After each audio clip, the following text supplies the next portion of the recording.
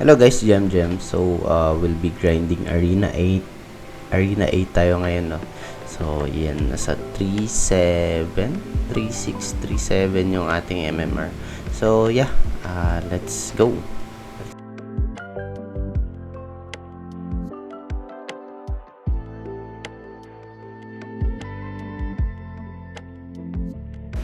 So, yan. Next game tayo, no? Ay, ito CPU. Ano lang to, basic lang. Sa pag CPU, it means ano lang siya, computer AI lang, filler lang siya.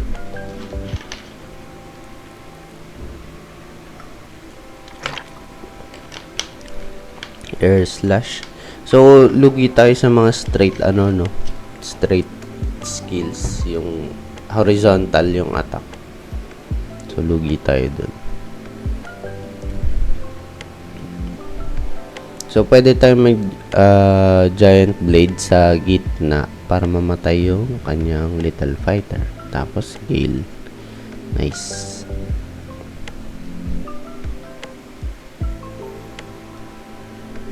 Boom. Sabog.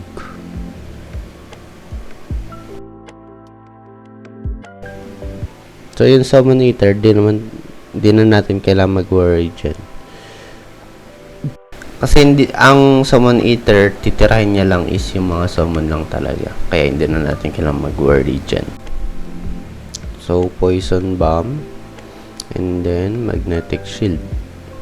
Dami niyang summon, no? Buti may breaker tayo. So, yun. Nature din siya. Yeah, nag-stun siya. And yun lang. So, yung soul bite, pampadagdag energy yan. Yun. Focus natin yung Cyrdail. Madayin. Mataas yung damage na bigay. Wow.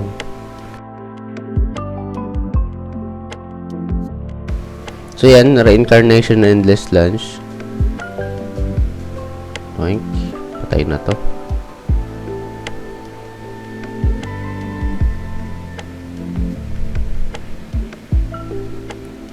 2, 3, 4, 5. Next. So, next game agad.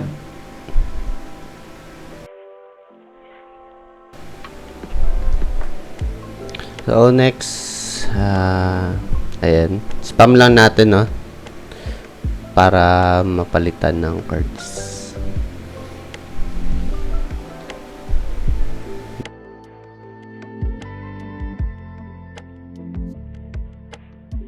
Dome. So, Raging Flame. Pwede na yan. Ayan. Jutsu para kung may mga area skill madadodge. Sakit nung grappler. Grabe naman yun. Magnetic shield. Ayun. Nag-summon na nga. So, ayun, patayan na agad siya. So, pwedeng soul bite muna para makakuha tayo energy. And then, crush rain. Nice. Yan. Giant blade. Pwede pa yan. Go. Lakas, oh. Boom! Sakit. Grabe yung smash combo. So, yan. Poison bomb and then endless lunge. Toink.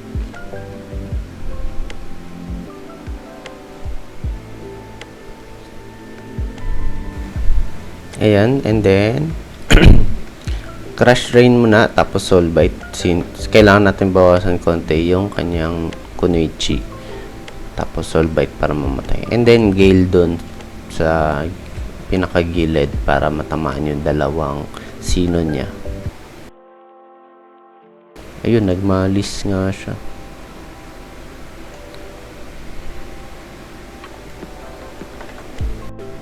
Nice. Okay, malapit na siya mamatay. So, yan. Reincarnation. Ayun. Reincarnation Poison Bomb. Okay. Giant Blade.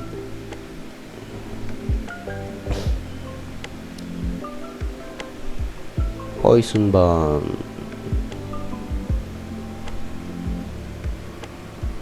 Boom! Boom! Isa pa. Patay na siya. GG. Next. That's it for this video. Thank you for watching. GG.